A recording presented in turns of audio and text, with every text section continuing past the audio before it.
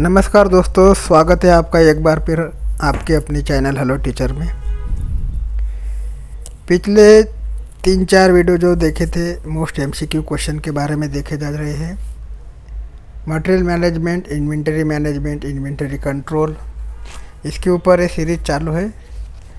और इसी कड़ी में अगला वीडियो जोड़ने से पहले मैं आपको बता देना चाहता हूँ कि एक दिन के अंतराल के बाद वीडियो डालने का कारण ये है कि बहुत से लोगों का कमेंट आ रहा है कि सर अगर हिंदी में वीडियो डालता हो तो लोग बोलते हैं कि इंग्लिश में वीडियो डालिए, इंग्लिश में डालो तो बोलते हैं हिंदी में डालिए। तो इस कारणवश अभी दोनों लैंग्वेज में यहाँ से वीडियो देखेंगे, इंग्लिश और हिंदी दोनों लैंग्वेज में देखेंगे। और इसमें थोड़ा टाइम ज़्यादा लग सकता है, लेकिन अभी जो इस वीडियो में क्वेश्चन कवर कर रहे हैं वो क्वेश्चन जितने भी 50 क्वेश्चन इस वीडियो में कवर करेंगे और इम्पोर्टेंट क्वेश्चन रहेंगे। और ये 50 क्वेश्चन आपको किसी ना किसी एग्ज़ाम में पूछे जा चुके मिलेंगे, ठीक है। तो क्वेश्चन जो है हिंदी और इंग्लिश दोनों लैंग्वेज में देखे जाएंगे, ठीक है। तो क्वेश्चन नंबर 1 जो है, the receipt of dash is the first step in purchase procedure. Option number A में दिया इनवाइस, ऑप्शन नंबर बी में है मटेरियल रिक्विटेशन, ऑप्शन नंबर सी है परचेस रिक्विटेशन, ऑप्शन नंबर डी है नन।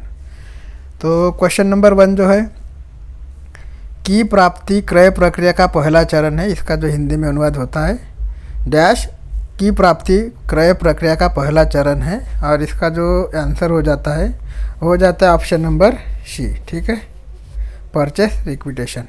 और परचेस रिक्विटेशन को अगर हिंदी में बोलना जाए तो क्या बोलेंगे अपन, खरीद मांग बोलेंगे, ठीक है, खरीद मांग। तो the receipt of dash is the first step in purchase procedure, इसका जो करेक्ट आंसर हो जाता है परचेस रिक्विटेशन, खरीद मांग। इसके बाद अगला क्वेश्चन है, क्वेश्चन नंबर 2 है। क्वेश्चन नंबर 2 है, the purchase dash is the contractual documents which authorise the supplier to supply the material, ठीक है। ऑप्शन नंबर ए में दिया है नोट, ऑप्शन नंबर बी में दिया है रिक्विजिशन, ऑप्शन नंबर सी में दिया है ऑर्डर और ऑप्शन नंबर डी में दिया है नन। तो the purchase dash is the contractual documents which authorise the supplier to supply the material. इसका अगर हिंदी में अनुवाद देखते हैं तो इसका हिंदी में जो अनुवाद हो जाता है खरीद एक संविदात्मक दस्तावेज है। खरीद एक संविदात्मक दस्तावेज है, मतलब जो परचेस है वो खरीद संविदात्मक दस्तावेज है जो आपूर्ति कार्य को सामग्री की पूर्ति करने के लिए अधिकृत करता है, ठीक है। तो आपको बताना है इसमें से राइट आंसर कौन सा हो जाएगा। तो इसमें जो करेक्ट आंसर हो जाता है ऑप्शन नंबर सी, ऑर्डर। और ऑर्डर को हिंदी में क्या बोलेंगे, आदेश, ठीक है। तो the purchase order is a control documents which authorise the supplier to supply the material, ठीक है। तो रिक्त स्थान पे क्या आएगा, ऑर्डर आएगा। इसके बाद अगला क्वेश्चन जो है क्वेश्चन नंबर 3 है। क्वेश्चन नंबर 3 है, dash forms the basis of entries to the store ledger. Option number A में दिया purchase order, option number B में दिया goods receive note, option number C में दिया purchase requisition and option number D में दिया है नन। तो क्वेश्चन नंबर 3 जो है इसका हिंदी में अगर अनुवाद देखते हैं तो स्टोर लेजर में प्रविष्टों का आधार बनता है। स्टोर लेजर में प्रविष्टों का आधार कौन बनता है, तो ऑप्शन नंबर जो इसका करेक्ट हो जाएगा option number B, goods receive note, ठीक है। तो इसका जो करेक्ट आंसर हो जाता है option number B, goods receive notes. तो गुड्स रिसीव नोट को क्या बोलेंगे, माल प्राप्त नोट, ठीक है, माल प्राप्त नोट इसको हिंदी में बोलेंगे। इसका करेक्ट आंसर हो जाएगा। इसके बाद अगला क्वेश्चन है, क्वेश्चन नंबर 4 है। इंपॉर्टेंट क्वेश्चन मैं आपको बार बार बता रहा हूँ, सभी क्वेश्चन इंपॉर्टेंट है, इसलिए मैं इंपॉर्टेंट क्वेश्चन लिखूंगा नहीं, क्योंकि जितने भी क्वेश्चन देखे जाएंगे सब क्वेश्चन इंपॉर्टेंट है। इसके बाद जो क्वेश्चन नंबर 4 है, the stock level at which the store keeper initiates purchase requisition is known as dash. Option number A में दिया है reorder level, option number B में दिया है danger level, option number C में दिया है maximum stock level, option number D में दिया है नन। तो क्वेश्चन नंबर 4 जो है उसका जो हिंदी में अगर अनुवाद देखते हैं, स्टोर स्तर जिस पर स्टोर कीपर खरीद मांग शुरू करता है उसे कहते हैं। क्वेश्चन एक बार हिंदी में फिर रिपीट कर रहा हूँ, स्टोर स्तर जिस पर स्टोर कीपर खरीद मांग शुरू करता है उसे कहते हैं। तो स्टोर कीपर जिस पर खरीद मांग शुरू करता है उसको क्या कहते हैं। ऑप्शन नंबर ए में दिया रीऑर्डर लेवल, बी में दिया डेंजर लेवल, सी में दिया मैक्सिमम स्टॉक लेवल और डी में दिया नन। तो इसका जो करेक्ट आंसर हो जाता है ऑप्शन नंबर है रीऑर्डर लेवल, जिसे पुनः ऑर्डर मात्रा हिंदी में कहते हैं, ठीक है, पुनः ऑर्डर मात्रा। इसके बाद जो अगला क्वेश्चन है क्वेश्चन नंबर 5 है। क्वेश्चन नंबर 5 है dash is buffer stock level और safety stock level under which the stock should not be allowed to fall. Option number A मध्ये average stock level, option number B मध्ये maximum stock level, option number C मध्ये minimum stock level, option number D मध्ये none. तो question number 5 का जो हिंदी में अनुवाद हो जाता है एक बफर स्टॉक या एक सुरक्षा स्टॉक स्तर वह है जिसके अंतर्गत स्तर को नीचे नहीं जाना चाहिए, नीचे नहीं गिरना चाहिए। ठीक है, एक बफर स्टॉक लेवल या एक सेफ्टी स्टॉक लेवल जो वो लेवल होते हैं जिसके नीचे जो है क्या बोलेंगे अपन, जिसके नीचे स्टॉक को नहीं गिरना चाहिए। ठीक है, एक बफर स्टॉक या एक सेफ्टी स्टॉक वो लेवल होते हैं जिसके नीचे स्टॉक को नहीं गिरना चाहिए, और इसका जो करेक्ट आंसर हो जाता है मिनिमम स्टॉक लेवल। ठीक है, option number C minimum stock level. और इसको मिनिमम स्टॉक लेवल का अगर हिंदी में बोलना है तो उसको बोलोगे न्यूनतम स्टॉक स्तर। ठीक है, तो इसका जो करेक्ट आंसर हो जाता है option number C minimum stock level. इसके बाद अगला क्वेश्चन है क्वेश्चन नंबर 6 है the average stock level is dash unit of the maximum stock level is 2475 unit and the minimum stock level is 855 unit. Option number A में दिया है 1565, option number B में दिया है 1665, ऑप्शन नंबर सी में दिया है 1465, ऑप्शन नंबर डी में दिया है नन। तो जो औसत स्टॉक है, औसत जो स्टॉक है द एवरेज स्टॉक, इसका जो फार्मूला है मैं आपको अगले वीडियो में बता दूंगा या इसी वीडियो में बता दूंगा कि ये एवरेज स्टॉक निकालते कैसे। तो इसका फार्मूला का भी क्वेश्चन आएगा और ये फार्मूला आपको आने वाली वीडियो में या इसी वीडियो में मैं अंत में आपको बता दूंगा कि इसको निकालते कैसे। फिलहाल इसका जो आंसर है वो आंसर के ऊपर फोकस करेंगे। तो क्वेश्चन नंबर 6 जो है इसका जो अगर हिंदी में अनुवाद देखना है तो औसत स्टॉक स्तर कितने यूनिट होने यदि अधिकतम स्टॉक औसत स्टॉक स्तर कितने यूनिट होंगे यदि अधिकतम स्टॉक स्तर 2475 यूनिट है और न्यूनतम स्टॉक स्तर 855 यूनिट है। औसत स्टॉक स्तर कितने यूनिट होंगे यदि अधिकतम स्टॉक स्तर जो है 2475 यूनिट का रहेगा और जो न्यूनतम स्टॉक स्तर है जो 855 यूनिट का रहेगा, तो उसका जो औसत स्टॉक स्तर कितना होगा। ठीक है, तो इसका जो करेक्ट आंसर हो जाता है ऑप्शन नंबर बी 1665। ठीक है, अब ये 1665 कैसे निकलेगा इसका एक फार्मूला है, मैं आपको अगले वीडियो में बताऊंगा, नहीं तो इसी वीडियो के अंत में बता दूंगा। ठीक है, इसके बाद अगला क्वेश्चन जो होने वाला है क्वेश्चन नंबर 7 है। क्वेश्चन नंबर 7 है the optimum level of inventory is popularly referred to as the dash. Option number A में दिया minimum stock level, option number B में दिया reorder stock level, option number C में दिया economic ordering quantity, option number D में दिया है none. तो क्वेश्चन नंबर 7 जो है 7 का अगर हिंदी में अनुवाद देखते हैं तो इन्वेंटरी के इष्टतम लेवल को लोकप्रिय रूप से के रूप में जाना जाता है। तो इन्वेंटरी का जो इष्टतम लेवल है उसको कौन से लोकप्रिय नाम से जाना जाता है, इस क्वेश्चन में पूछा गया है। तो इसका जो करेक्ट आंसर हो जाता है option number C economic ordering quantity. ठीक है, जिसे अपन क्या बोलते हैं EOQ बोलते हैं, इकोनॉमिक ऑर्डरिंग क्वांटिटी। ठीक है, इसके बाद जो अगला क्वेश्चन है क्वेश्चन नंबर 8 है। तो क्वेश्चन नंबर 8 है in the formula of economic ordering quantity the alphabet O stand for. Option number A में दिया ordering level, option number B में दिया ordering cost, option number C में दिया ordering and carrying cost, option number D में दिया है none. तो क्वेश्चन नंबर 8 का अगर हिंदी में अनुवाद देखते तो इकोनॉमिक ऑर्डरिंग क्वांटिटी के सूत्र में वो अक्षर क्या दर्शाता है या वो अक्षर का मीनिंग क्या होता है ये पूछा गया है। ठीक है, तो इन the formula of economic ordering quantity, economic ordering quantity के फार्मूले तो वो अक्षर जो है वो क्या स्टैंड करते हैं, मतलब क्या दर्शाता है या उसका मीनिंग क्या होता है। तो उसका जो मीनिंग होता है उसका राइट आंसर हो जाएगा option number B ordering cost. इसका मतलब क्या होता है ऑर्डरिंग कॉस्ट। ठीक है, इसके बाद अगला क्वेश्चन देखते हैं क्वेश्चन नंबर 9 है economic ordering quantity is he tool for controlling. Question number 9 है economic ordering quantity he is tool for controlling. Option number A में दिया इन्वेंटरी, ऑप्शन नंबर बी में दिया है लेबर, ऑप्शन नंबर सी में दिया है एक्सपेंसेस, ऑप्शन नंबर डी में दिया है नन। तो क्वेश्चन नंबर 9 है, उसका अगर हिंदी में अनुवाद देखना है तो वो हो जाता है ईओक्यू के किसके द्वारा नियंत्रित किया जाता है। ईओक्यू को किसके द्वारा नियंत्रित किया जाता है, या कौन सा ऐसा टूल है जिसके द्वारा इकोनॉमिक ऑर्डरिंग क्वांटिटी को कंट्रोल किया जाता है, ऐसा कौन सा टूल है। तो ऑप्शन नंबर ए में दिया इन्वेंटरी, बी में दिया लेबर, सी में दिया एक्सपेंसिव, डी में दिया नन। तो क्वेश्चन नंबर 9 का जो करेक्ट आंसर हो जाता है ऑप्शन नंबर ये इन्वेंटरी। और इन्वेंटरी को अगर हिंदी में बोलना है तो क्या बोलेंगे अपन, उसको बोलेंगे सूची, ठीक है। इसके बाद अगला क्वेश्चन है, क्वेश्चन नंबर 10 है, which of the following is not an inventory. Question number 10 क्या है, which of the following is not an inventory. तो इसका जो अगर हिंदी में अनुवाद देखते हैं तो इसमें से कौन सी इन्वेंटरी नहीं है, नीचे जो दिए गए हैं ऑप्शन उसमें से कौन सी इन्वेंटरी नहीं है, जो इन्वेंटरी नहीं है वो बताना है, ठीक है। ऑप्शन नंबर ए में दिया है मशीन्स, बी में दिया है raw material, option number C में दिया finish products and option number D में दिया है कंज्यूमर टूल। तो इसमें जो रॉ मटेरियल है, फिनिश प्रोडक्ट्स है और कंज्यूमर टूल्स है, ये सब इन्वेंटरी है। और जो इन्वेंटरी नहीं है वो है ऑप्शन नंबर ए मशीन। तो इसका जो करेक्ट आंसर हो जाता है ऑप्शन नंबर ए मशीन, ठीक है।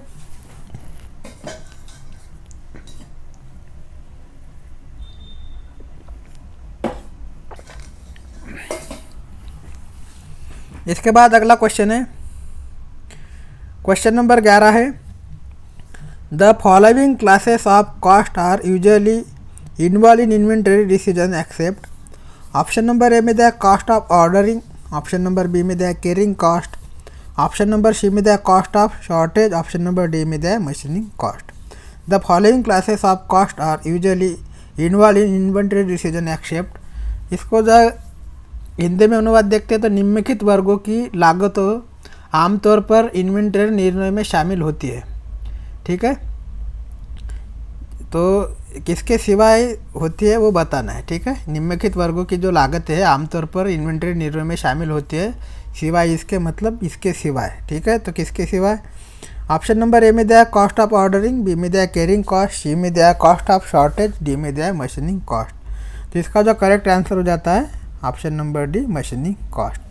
मशीनिंग कॉस्ट के सिवाय जो है बाकी की जो लागतें हैं वो क्या होते हैं, वर्गों की लागतें आमतौर पर इन्वेंटरी निर्णय में शामिल होती है। मशीनिंग कॉस्ट को छोड़ के जो बाकी की लागतें जो है इन्वेंटरी के इसमें शामिल होती है, ठीक है। इसके बाद अगला क्वेश्चन है, क्वेश्चन नंबर 12 है, 12 नंबर का क्वेश्चन है, the cost of insurance and taxes are included in. Question number 12 है, the cost of insurance and taxes are included in. Option number A में the cost of ordering, option number B में the set up cost, option number C में the inventory carrying cost, option number D में the cost of shortage. तो question number 12 का जो हिंदी में अनुवाद होता है, बीमा और करों की लागत में शामिल होती है। बीमा और करों की जो लागत है इसमें से किस में शामिल होती है वो बताना है। ऑप्शन नंबर ए में दिया कॉस्ट ऑर्डरिंग, बी में दिया सेटअप कॉस्ट, सी में दिया inventory carrying cost and option number D में दिया कॉस्ट ऑफ शॉर्टेज। तो इसका क्वेश्चन नंबर 12 का जो राइट आंसर हो जाता है option number C inventory carrying cost. तो इन्वेंटरी कैरिंग कॉस्ट को क्या बोलेंगे अपन हिंदी में, इन्वेंटरी ले जाने की जो लागत होती है, इन्वेंटरी ले जाने की जो लागत होती है उसको क्या बोलते हैं, वो जो है उसको the cost of insurance cash include होती है, ठीक है। मतलब बीमा और करों की लागत में इन्वेंटरी ले जाने की लागत शामिल होती है, ठीक है। इसके बाद अगला क्वेश्चन है, क्वेश्चन नंबर 13 है, buffer stock is the level of stock. Question number 13 है, buffer stock is the level of stock. मतलब बफर स्टॉक का स्तर है, इसका जो हिंदी में अनुवाद होता है वो होता है बफर स्टॉक का स्तर है। ऑप्शन ए में दिया half of the actual stock, option number B में दिया at with the ordering process should start, option number C में दिया है minimum stock level below which actual stock should not fall and option number D में दिया maximum stock in inventory. तो इसका जो करेक्ट आंसर हो जाता है option number C minimum stock level below which actual stock should not fall. तो question number 13 का जो राइट आंसर हो जाता है ऑप्शन नंबर सी, ठीक है।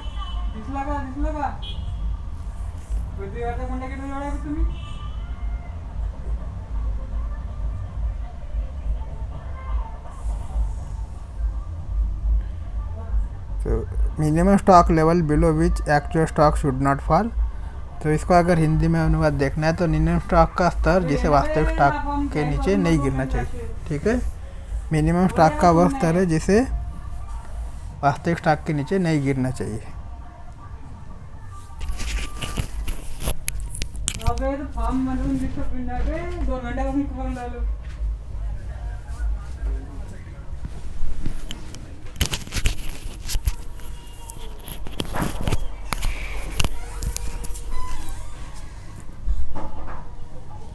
इसके बाद अगला क्वेश्चन है, क्वेश्चन नंबर 14 है, the minimum stock level is calculated as. जो मिनिमम स्टॉक लेवल है उसको कैसे कैलकुलेट किया जाता है। न्यूनतम स्टॉक की गणना की जाती है, कौन से फार्मूले से की जाती है वो बताना है। The minimum stock level is calculated as, तो न्यूनतम स्टॉक की गणना कौन से फार्मूले से की जाती है बताना है। ऑप्शन नंबर ए में दिया है reorder level minus normal consumption into normal delivery time. Option number B में दिया है reorder level plus normal consumption into normal delivery time. Option number C में दिया है reorder level plus normal consumption into normal delivery time.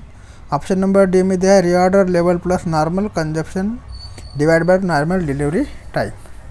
ठीक है, reorder level plus normal consumption divided by normal delivery time. तो question number 14 का जो right answer हो जाता है दोस्तों, हो जाता है option number A, reorder level minus in bracket normal consumption into normal delivery time. तो क्वेश्चन नंबर 14 का जो राइट आंसर हो जाता है वो क्या हो जाता है, पुनः आदेश स्तर माइनस सामान्य खपत इंटू सामान्य समय, सामान्य डिलीवरी टाइम। ठीक है, मतलब सामान्य क्या बोलेंगे ऊपर, रीऑर्डर लेवल माइनस पुनः आदेश स्तर माइनस नॉर्मल कंजप्शन, मतलब सामान्य खपत इंटू सामान्य डिलीवरी टाइम। ठीक है, इसके बाद जो अगला क्वेश्चन है, क्वेश्चन नंबर 15 है, which of the following is true for inventory control. Question number 15 है, which of the following is true for inventory control. Option number A में the economic ordering quantity has minimum total cost per order. Option number B में the inventory carrying cost increase with quantity per order. Option number C में the ordering cost decrease with to size. Option number D में the all of the above. तो question number 15 का जो हिंदी में अनुवाद होता है, इन्वेंटरी कंट्रोल के लिए निम्न में से कौन सही है। इन्वेंटरी कंट्रोल के लिए निम्न में से कौन सही है वो बताना है, और इसका जो करेक्ट आंसर हो जाता है option number D all of the above. मतलब नीचे जो दिए गए ये सभी क्या है, इन्वेंटरी कंट्रोल के लिए सही है। ठीक है, इसके बाद अगला क्वेश्चन है, क्वेश्चन नंबर 16 है, 16 नंबर का क्वेश्चन है, the time period between placing an order is receipt in stock is known as. Question number 16 है, the time period between placing an order is receipt is stock is known as. Option number A में दिया है lead time, B में दिया है carrying time, option number C में दिया है shortest time, option number D में दिया है ओवर टाइम। तो क्वेश्चन नंबर 16 का जो अनुवाद होता है, स्टॉक में ऑर्डर की प्राप्ति के बीच की समय को जाना जाता है। मतलब स्टॉक में जो ऑर्डर करते हैं वो स्टॉक और ऑर्डर के बीच के समय की प्राप्ति को जो जाना जाता है वो किस नाम से जाना जाता है वो बताना है। तो उसका जो करेक्ट आंसर हो जाता है ऑप्शन नंबर ए, लीड टाइम के नाम से जाना जाता है। इसके बाद अगला क्वेश्चन होने वाला है, क्वेश्चन नंबर 18 है, 17 नंबर का जो क्वेश्चन है वो किसी कारणवश स्क्रीन पे शो नहीं हो रहा है, वो उसको आपको बाद में बता दूंगा। नहीं तो जो 17 नंबर का क्वेश्चन है वो फिलहाल अभी अवेलेबल नहीं है। तो क्वेश्चन नंबर 18 जो है, average stock level can be calculated as. Average stock level can be calculated as. Option number A में दिया minimum stock level plus half of reorder level. Option number B में दिया है maximum stock level plus half और reorder level. Option number C में दिया है minimum stock level plus 1/3 of reorder level. And option number D में दिया है maximum stock level plus 1/3 of reorder level. तो एवरेज स्टॉक लेवल का जो फार्मूला है यहाँ पे आपको क्वेश्चन में दिखाई दे रहा होगा। एवरेज स्टॉक लेवल का जो फार्मूला आपको बताना चाहता था वो इस क्वेश्चन के ज़रिए आपको दिख रहा होगा। तो average stock level can be calculated as, तो इसका जो हिंदी में अनुवाद हो जाता है, औसत स्टॉक स्तर की गणना इस प्रकार की जाती है। तो वो फार्मूला कौन सा बताना चाहता हूँ। तो वो फार्मूला है option number A, minimum stock level plus half of reorder level. ठीक है, क्वेश्चन नंबर 18 का जो राइट आंसर हो जाता है option number A, minimum stock level plus half of reorder level, मतलब न्यूनतम स्टॉक स्तर प्लस रीऑर्डर लेवल का आधा। ठीक है, मिनिमम स्टॉक स्तर प्लस रीऑर्डर लेवल का आधा। इसके बाद अगला क्वेश्चन है, क्वेश्चन नंबर 19 है, the economic ordering quantity in bracket EOQ is calculated as. तो EOQ कैसे निकाला जाता है, इसका भी फार्मूला अभी इस क्वेश्चन के जरिए आपको पता चलेगा। The economic ordering quantity EOQ is calculated as, option number A में दिया है 2D × D divided by H 1/3, and option number B में दिया root of 2AO oblique C, option number C में दिया cost plus profit is equal to sales, option number D में दिया none of the above. तो question number 19 का जो meaning होता है कि EOQ की गणना इस प्रकार की जाती है। इसका जो करेक्ट आंसर हो जाता है option number 2, root of 2AO oblique C. ठीक है, रूट ऑफ 2AO ऑब्लिक सी मतलब 2AO ऑब्लिक सी का रूट। ठीक है, हिंदी में क्या बोलेंगे, 2AO ऑब्लिक सी का रूट। इसके बाद अगला क्वेश्चन है, क्वेश्चन नंबर 20 है, the order cost per order of an inventory is Rs 400 with an annual carrying cost of Rs 10 per unit. The economic ordering quantity for an annual demand of 2000 units is। ठीक है, question number 20 को एक बार फिर से repeat कर रहा हूँ। The order cost per order of an inventory is Rs 400 with an annual carrying cost of Rs 10 per unit. The economic ordering quantity EOQ for an annual demand of 2000 units is, और option number ए है 400, option number B में है 440, option number C में दिया है 480 and option number D में दिया है 500। तो इसका जो करेक्ट आंसर हो जाता है ऑप्शन नंबर ए 400। इसके बाद अगला क्वेश्चन है, क्वेश्चन नंबर 21 है, क्वेश्चन नंबर 21 है, proper classification and codification of various item is storage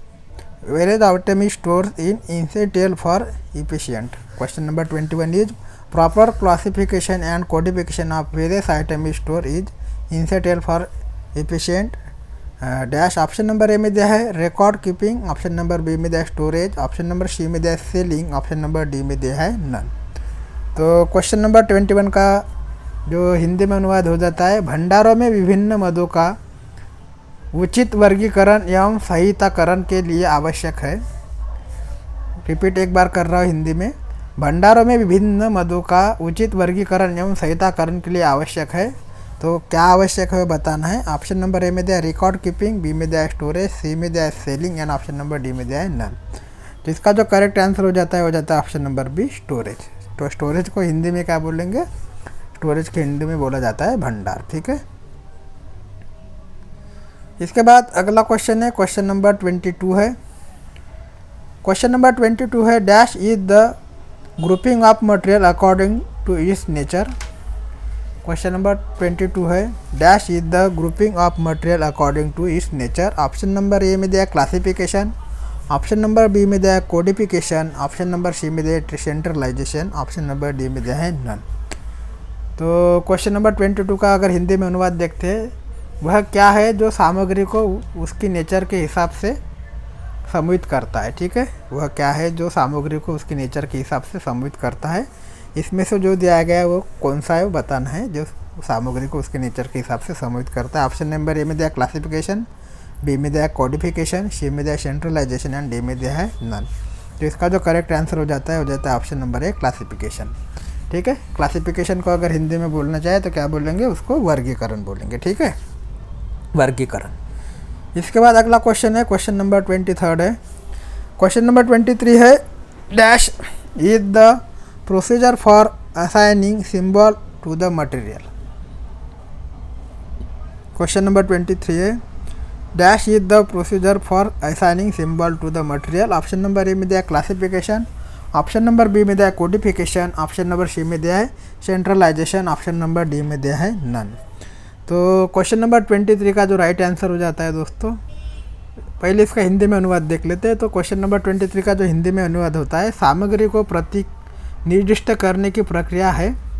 सामग्री को प्रतीक निर्दिष्ट करने की प्रक्रिया कौन सी है वो बताना है। तो इसका जो करेक्ट आंसर हो जाता है option number B, codification.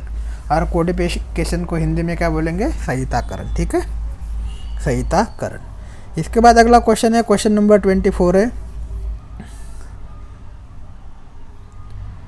Question number 24 है, the dash method of codification is generally based on the निम्नलिखित सिस्टम। ठीक है, ऑप्शन नंबर ए में दिया है अल्फ़ाबेटिकल, बी में दिया है न्यूमेरिकल, ऑप्शन नंबर सी में दिया है alpha numerical, option number D में दिया है नन।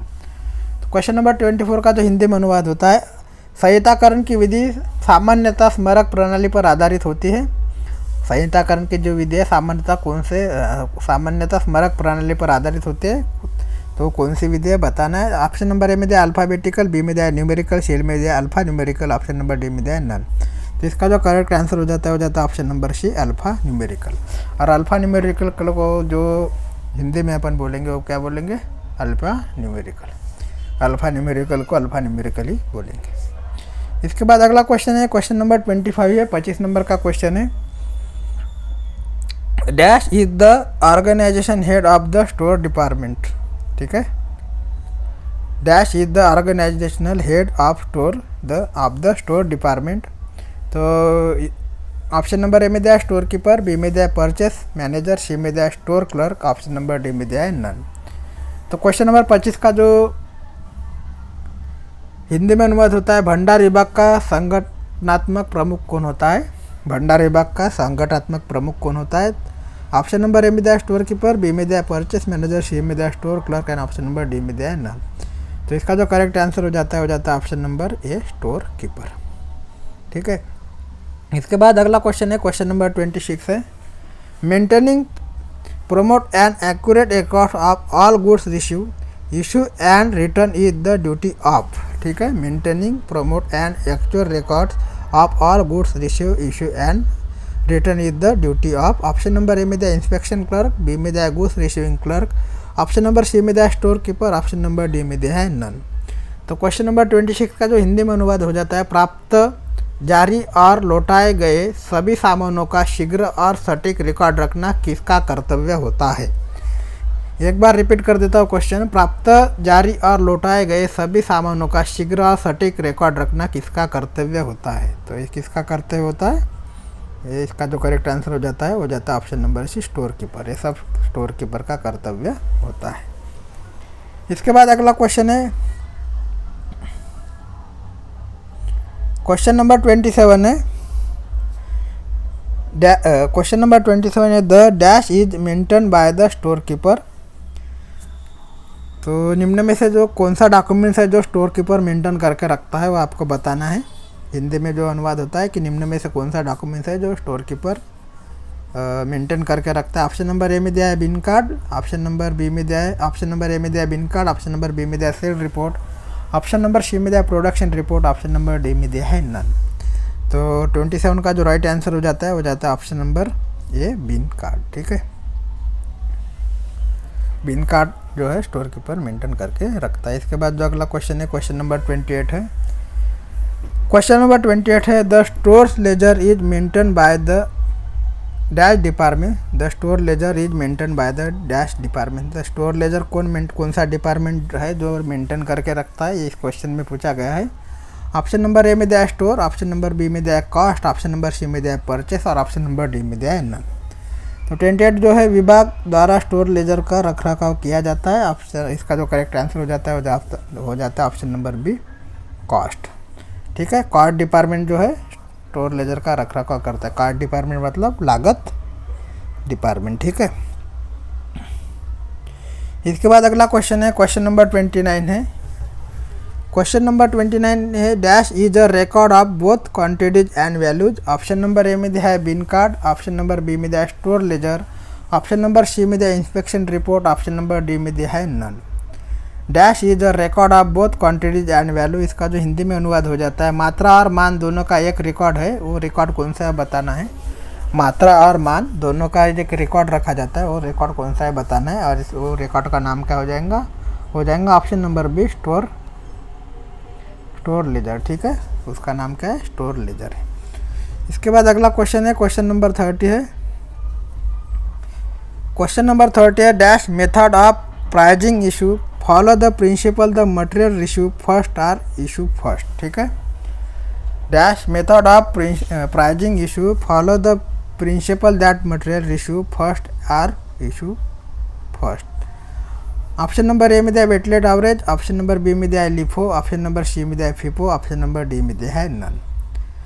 तो क्वेश्चन नंबर 30 जो है इसका हिंदी में अनुवाद देख लेते हैं। मूल्य निर्धारण की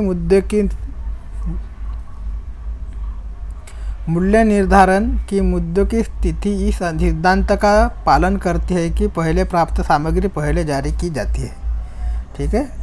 क्वेश्चन को हिंदी में एक बार रिपीट कर लेता हूँ। मूल्य निर्धारण की मुद्दों की तिथि इस सिद्धांत पर पालन करती है कि पहले प्राप्त सामग्री पहले जारी की जाती है। ऑप्शन नंबर ए में दिया है वेटलेट एवरेज, बी में दिया है लिफो, लिफो का जो मतलब होता है last in first out. Option number C में दिया है फिफो, फिफो का जो मतलब होता है first in first out. Option number D में दिया है नन। तो इसका जो करेक्ट आंसर हो जाता है option number C FIFO. FIFO मतलब फर्स्ट इन फर्स्ट आउट, ठीक है। इसके बाद अगला क्वेश्चन है, क्वेश्चन नंबर 31 है।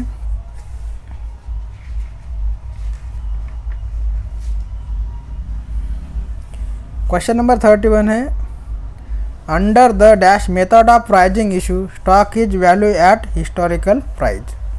Under the dash method of pricing issue stock is value at historical price. Option number A में दिया है फिफो, ऑप्शन नंबर बी में दिया है लिफो, ऑप्शन नंबर सी में दिया है simple average, option number D में दिया है नन।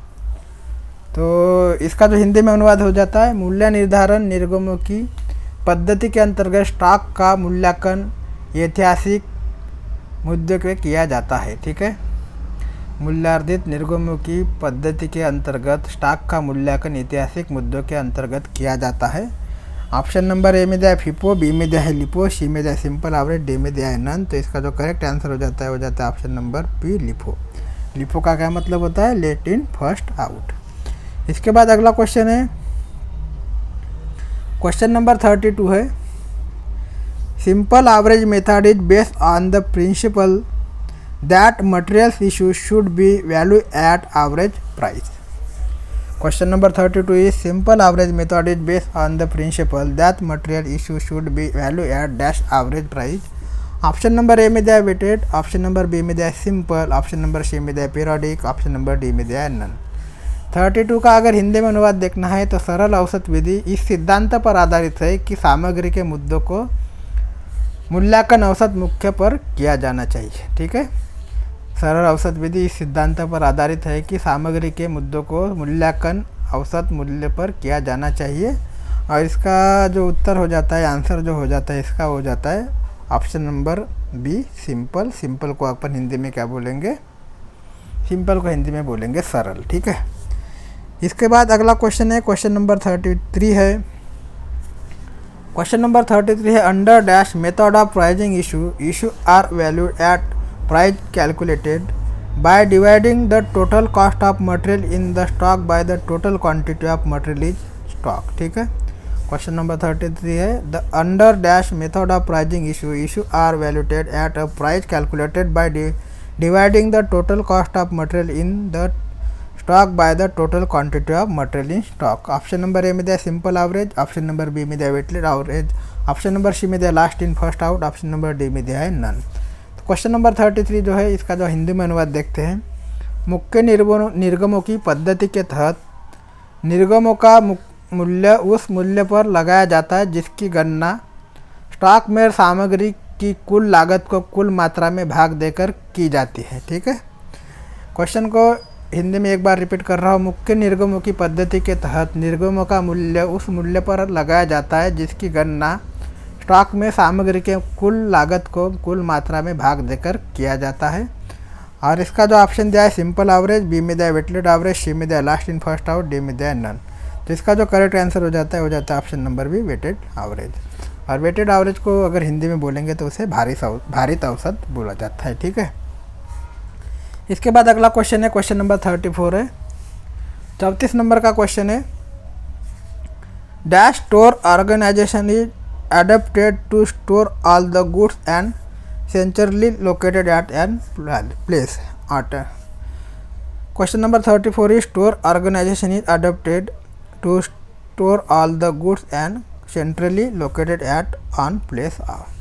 ऑप्शन नंबर ए में दिया सेंट्रलाइज, बी में दिया सेंट्रल स्टोर विद सब स्टोर, ऑप्शन नंबर सी में दिया इंडिपेंडेंट, ऑप्शन नंबर डी में दिया है नन।